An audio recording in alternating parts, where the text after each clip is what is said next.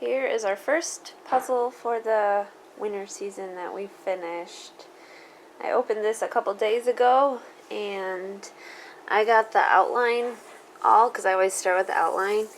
Got that all done, and then Ethan started working at it, and between Ethan, myself, and Sanders, we finished this in about a day. So kind of a day and a half maybe. But this was a really fun puzzle. It is, I got this, I don't know, at like a thrift store or something, and it looks like I paid $2 for it. But this is all vintage signs, and it was really fun. I love doing puzzles that have words and just signs and things. And this was a brand new puzzle because when I opened it, the pieces were still in a bag. And then it came with this thing, which when you put the box, let me show you here in a minute. It's a stand. So then it's a stand, so you can just use it. It's easier to see, and you don't have to keep like flipping it. And then it also came with this, and I thought, oh, I wonder how old this puzzle is. But it has a website. What is it? WhiteMountainPuzzles.com. Right there, White Mountain Puzzles, and you can order them, I guess. But they had some pretty neat ones. This one's a cereal box. This one's the 1980s. Things I ate as a kid. That would be fun. Home cooking. The candy store. Old candy store. Reader's Paradise. Looks like a library or something. And then, what else? I saw more. Oh, there were more of them on the back. Television. Made in America. Betty Crocker. Fabulous 50s. Oh, these are stamps, Christmas stamps, presidents. I think I have this one actually. I'm gonna look that up. I think I have that one because I just bought one for presidents. Let's go look a second. Okay, don't look at my messy closet too close. This is where I keep all our games and stuff, looks like. What's in here? No. Over here. This one here. Is that the same? No, it's a little different. But it's pretty much the same. I thought I would do this one with Sanders. I think he would have fun with that. It's the U.S. and then it has all the presidents and maybe the places where they were born, I think, or lived. I got that one at a thrift store, and I already counted them. They didn't count them to make sure they were all there, but they are all there. So these are both 1,000 piece puzzles. But anyways, just thought I'd share that with you. Now we're going to tear it apart, but it's always fun just putting them together.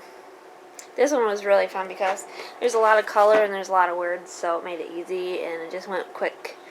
And we kind of like that because when they have a lot of like sky or water, then it gets kind of tedious and doesn't keep the kids' attention as long. But this was really fun. Since I already kind of showed you the puzzle closet or slash game closet, craft closet, junk closet, I got inspired that I should clean it out and organize it. So that's what I'm going to do. And I'm going to be brave, and I'm going to show you a before and then an after, or how it looks. But usually this is kind of where the kids go to get a craft or put their school or get games, and a lot of the times they don't get put back where they're supposed to. So that's just a warning. So here we go. This is just our main closet for junk stuff. Kenzie's over there doing her school. So she's watching. Here we go. So this is a closet that I put some shelves in when it was just a coat closet with one like rod across the top, and then it just wasn't fulfilling the space that I needed because we don't have a lot of closet space here. So I hung all these shelves all the way down, and then there's no shelf at the bottom.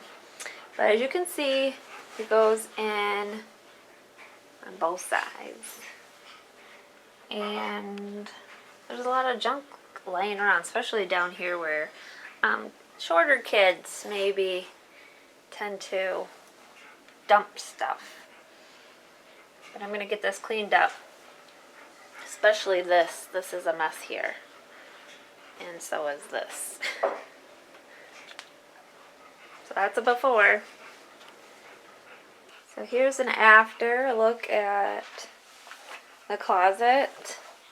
Top shelf has stuff that we don't use quite as much. Old stuff that the kids don't play with as much, blocks and things, and paper on this side, and old magazines that they used to get.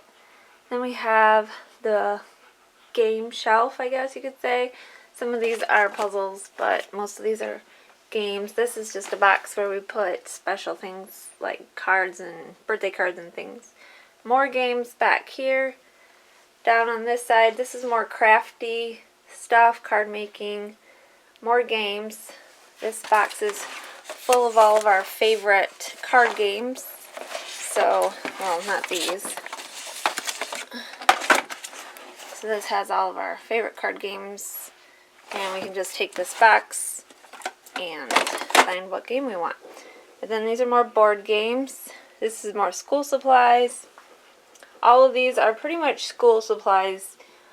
Each drawer has like marker, colored pencil, crayon, you know, the average school. Scissors, calculators, rulers, junk. So that's that shelf. And then back there is where they put their finished work. This is more the school books, workbooks and things. Paints. A lot of this is for scrapbooking and crafts as well. And then there's just a box of paper that scrap paper that the kids can use. So that's my craft closet. Kind of organized. Sanders is working on his newest creation. I like it. Well, if you like it, how are we gonna weld them in there or what? Are those gonna be strong enough? That's it. They'll be strong. It Well, should be. no 500-pound person rides it. Okay. Did you get a notch cut in that to slide your thing on and off? No. Well, you gotta get that done first before you go any further.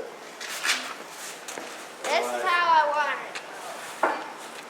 That's how you want it? Yep. What have you done so far? Well, this used to be a BMX bike that took a beating. So I cut this top off, and I cut these two, and took the pedals out. That's about it. Repainted it. And I made this. Hold on. And I made this. What, you again? Thank you. This is a part from a corn head from a combine. This is a bracket, and yeah. You put that together? Yep. Cut it all yourself? Yeah, Dad welded it, and I had to grind this off, pry that off. What kind of motor is that? This is a 42cc 42cc chainsaw motor, right? chainsaw. I don't know how I'm going to get this around. You don't know what? I was figuring about going like this, What's that for? sticking a wire, this is the throttle, Oh, the throttle. and then grabbing the brake handle off another bike, sticking it up there, having the wire going through to this. Oh, Yeah. So yeah. those are your ideas, huh? Yep. And what are you working on, sir?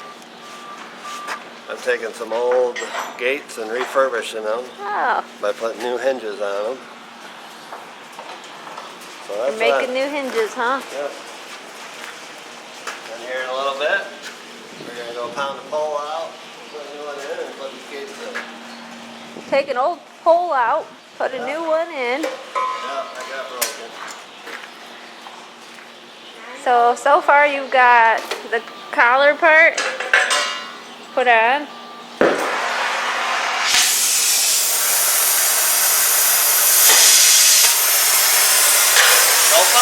So far.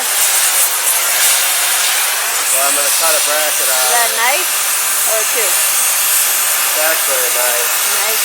Off an old, rototiller.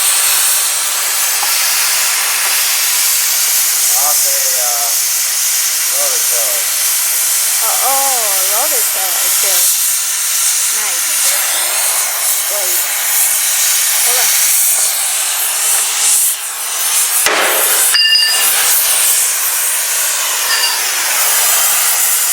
Don't do this at home, everybody. No, don't do this at home.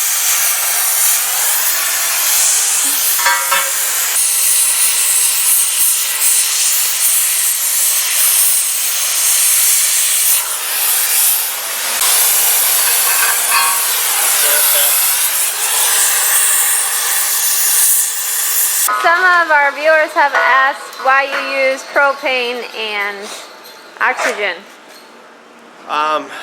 Do you have a good reason? Propane and oxygen. I know we originally bought a set with acetylene, but acetylene just does not cut very well if you have like dirty, rusty surface, like what we're dealing with. Propane and oxygen just seems to work so much better. I mean, we can cut the nastiest metal through. So Cut through it, huh? But I think it has to do with what you get used to, isn't it? I don't know. Acetylene, I just always thought it worked better with cleaner metal. Maybe. And then you get into what we deal with. Ours isn't always clean. Very rarely do we have clean. What about the piece you're using right now? This is painted, but that's rusty. Rusty. So, yeah, that kind of... So you just like using Well, propane and oxygen? And I don't know, it takes a different tip, but just for what we cut, propane and oxygen will cut through the nastiest, dirtiest stuff. Yeah. Rusty. Rusty stuff.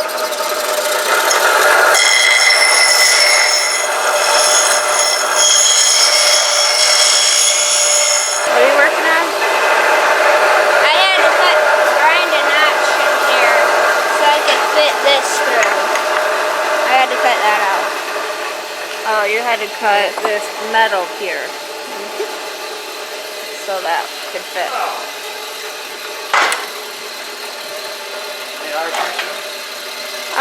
Do I have any other questions? Do you have your safety glasses on? Yep.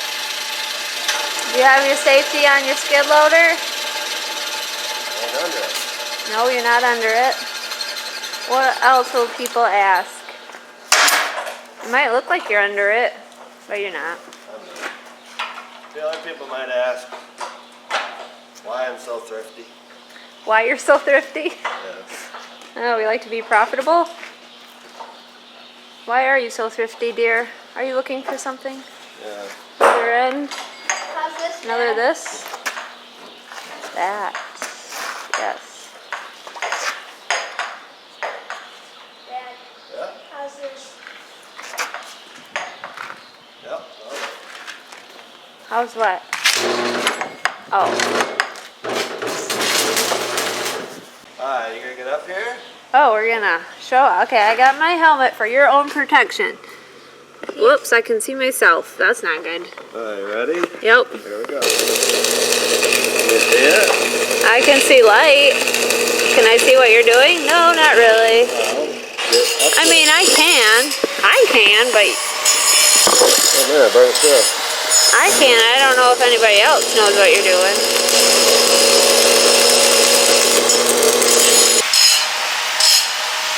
That's how you weld a bead. I'm welding in a crack, that's good.